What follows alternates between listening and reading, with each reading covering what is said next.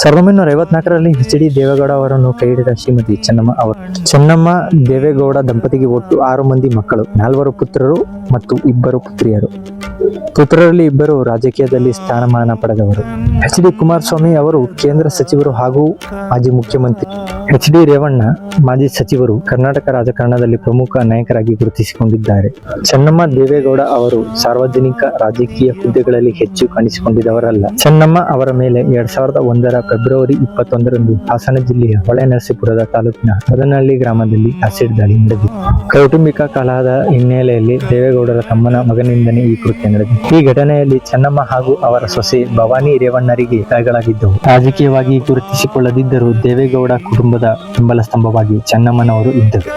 ತಾಯಿ ಚೆನ್ನಮ್ಮನವರ ನಿಧನದಿಂದ ದೊಡ್ಡ ನಷ್ಟ ಉಂಟಾಗಿದೆ. ಅವರ ಸರಳತೆ, ಸೌಜನ್ಯ, ಆದರ್ಶಕ್ಕೆ ಯಾರು ಸಾಟಿ ಇಲ್ಲ. ಚೆನ್ನಮ್ಮನವರು ಚಿಕ್ಕ ವಯಸ್ಸಿನಲ್ಲಿಯೇ ದೊಡ್ಡ ಕುಟುಂಬದ ಜವಾಬ್ದಾರಿಯನ್ನು ಹೊತ್ತವರು. ದೇವೇಗೌಡರು ಮುಖ್ಯಮಂತ್ರಿ ಆಗಲು, ಪ್ರಧಾನಿ ಆಗಲು ದೊಡ್ಡ ಕೊಡುಗೆ ಕೊಟ್ಟವರು ಚೆನ್ನಮ್ಮ.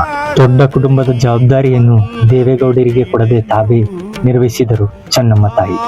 ಬೆಂಗಳೂರು ಮನೆಗೆ ಯಾರೇ ಬಂದವರು ವೈರಿಗಳೇ ಆದರೂ ಉಪಚರಿಸಿ ಕಳಿಸುತ್ತಿದ್ದಂತಹ ಮಹಾತಾಯಿ ಇವರು. ಚೆನ್ನಮ್ಮ ಅವರು ದೇವರ ಸನ್ನಿಧಿಗೆ ಸೇರಿದ್ದಾರೆ. ನ್ಯೂಸ್ ಎಕ್ಸ್ಪ್ಲೋರ್ ಕನ್ನಡ ದಿನಪತ್ರಿಕೆ ಹಾಗೂ 9 ನ್ಯೂಸ್ ಡಿಜಿಟಲ್ ಚಾನೆಲ್ ವತಿಯಿಂದ ಅವರ ಆತ್ಮಕ್ಕೆ ಶಾಂತಿ ಸಿಗಲೆಂದು ದೇವರಲ್ಲಿ ಪ್ರಾರ್ಥಿಸುತ್ತಾರೆ.